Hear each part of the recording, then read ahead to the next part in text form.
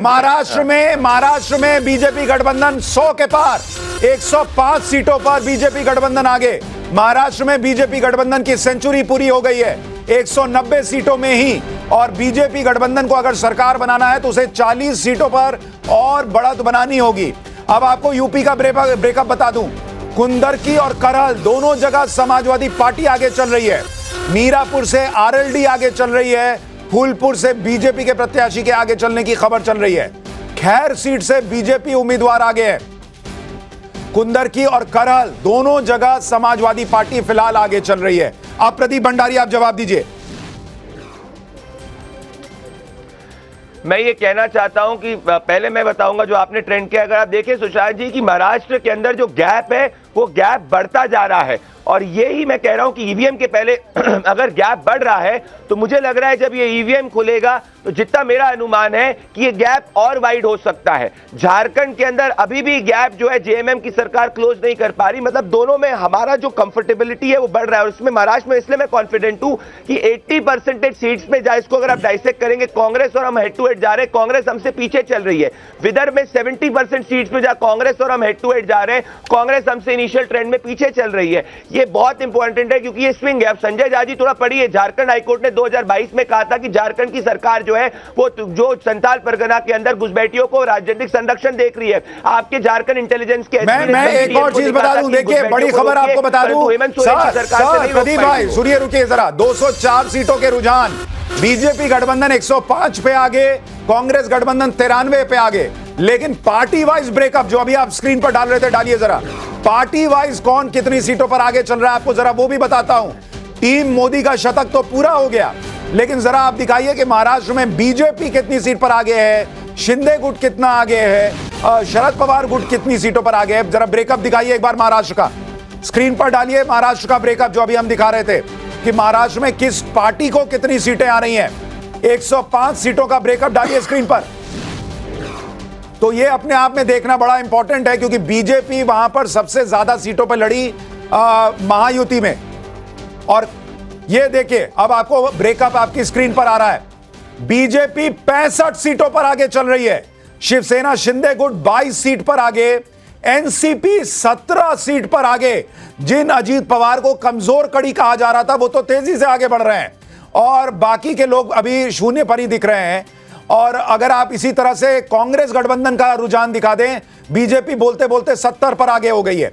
अब जरा आप दिखाइए महाविकास अघाड़ी का, कांग्रेस 38 सीट पर आगे, शिवसेना उद्धव गुट 26 सीट पर आगे, एनसीपी शरद पवार गुट 28 पर आगे, और सपा जो है वो 1 सीट पर आगे चल रही है। यानी अगर आप देखेंगे चूंकि तीनों पार्टियां महाविकास अघाड़ी में बराबर बराबर सीट पर लड़ी थी, तो कांग्रेस को इस वक्त बढ़त दिख रही है, लेकिन उद्धव गुट भी ठीक ठाक कर रहा है और एनसीपी भी ठीक ठाक करती हुई इस वक्त दिख रही है। हमारे साथ बीडी सिंह भी जुड़े हुए हैं। बीडी सिंह जी, आपकी पार्टी यानी शिंदे गुट वो बेहतर परफॉर्म करती दिख रही है, ये आपके लिए अच्छी खबर शुरुआती तौर पर दिख रही है। सुशांत जी, जैसा मैंने इनिशियल पे ही बोला था कि जो है सारे अगर इसका इलेक्शन का ये देखेंगे तो शिंदे साहब का कहीं भी आज स्पीच सुनेंगे तो कहीं भी उन्होंने नेगेटिव नहीं किया, और पूरा महायुति सरकार साथ जिस तरह से जुड़े हुए हैं वो जी जान से जुड़े रहे। और जो वोटों की बढ़त, मैं फिर से बोल रहा हूं कि जो लाडली बहना योजना, इससे काफी इम्पैक्ट पड़ा है। और वो जो हर पोलिंग पे मैं विजिट किया था महाराष्ट्र में, एक्चुअली जो है उसमें जो है काफी जो है इलेक्शन कमीशन ने जो है अलग से महिलाओं के लिए पंक्ति लगाई थी, और जो वोट की बढ़त है वो जो है महिलाओं। बीडी सिंह जी, एक बात बताइए, अगर यही नतीजे में कन्वर्ट हो गए, आपको लगता है उद्धव ठाकरे की जो शिवसेना है वो और टूट जाएगी, खत्म हो जाएगी? उद्धव ठाकरे की पॉलिटिक्स का क्या होगा? देखिए सुशांत जी, ये तो डे 1 से चालू हो गया था, जब भी इन्होंने अपने पैर पे कुल्हाड़ी मार ली, जो कि बीजेपी को छोड़ करके जो ये चीफ मिनिस्टर के लालच में चले गए थे, तो वो तो डे 1 से वो अपने पैर पे कुल्हाड़ी मार रहे थे उसका। और इसके बाद जो इन्होंने जिस महाविकास अघाड़ी के साथ ज्वाइन किए, वहाँ क्या है, ऐसा सर फुटबॉल चालू है। मतलब 2-3 दिन से ही शरद पवार साहब तो पहले से बोल चुके हैं कि जिसकी संख्या ज्यादा आएगी उसका चीफ मिनिस्टर बनेगा। तो ये जो है, जैसा भी आपके संवाददाता भी तिवारी जी दिखा रहे थे, जो है उद्धव के गेट के सामने से जो मातोश्री बंगलो है उनका, कि जो पहले उत्साह रहता था वो आज की डेट में उत्साह ठीक नहीं दे है, रहा है। आप कह रहे हैं वो उत्साह भी खत्म हो गया। विशाल भाई, अगर यही नतीजे रहे, शिंदे गुट अच्छा कर जाता है, बीजेपी गठबंधन की सरकार बन जाती है, उद्धव ठाकरे का क्या होगा, उनकी पार्टी का क्या होगा?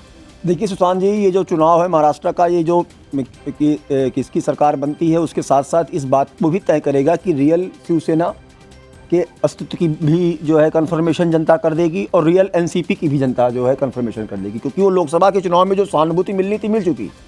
ये देखा जाए तो वास्तव में एक लिटमस टेस्ट है। अच्छा, मैं आपको थोड़ा सा रोक दूं, एक और बड़ी खबर। महाराष्ट्र में अब महाविकास अघाड़ी भी 100 के पार। महाविकास अघाड़ी 103 सीटों पर आगे, बीजेपी गठबंधन 126 सीट पर आगे, अन्य के खाते में 6 सीट जाती हुई दिख रही है। लेकिन उत्तर प्रदेश में 6-3 की लीड लगातार बीजेपी ली हुई है, इसमें कोई उलटफेर होता हुआ अभी तक दिख नहीं रहा है। और झारखंड में भी अगर आप देखेंगे तो बीजेपी गठबंधन 35 पर आगे, 60 सीटों के रुझान, बीजेपी गठबंधन 35 पर आगे, जेएमएम 25 पर आगे। और अगर हम झारखंड का भी ब्रेकअप दिखाएंगे तो बड़ा इंटरेस्टिंग होगा, पता चल पाएगा कि कांग्रेस वहां कहां खड़ी है और हेमंत सोरेन की पार्टी कहां खड़ी है, बीजेपी कहां खड़ी है। ये जरा झारखंड का भी अगर हम ब्रेकअप दिखा पाए, जरा दिखाइएगा। लेकिन ये अपने आप में बड़ा इंटरेस्टिंग है कि झारखंड में अभी 21 सीटों के रुझान आने बाकी हैं।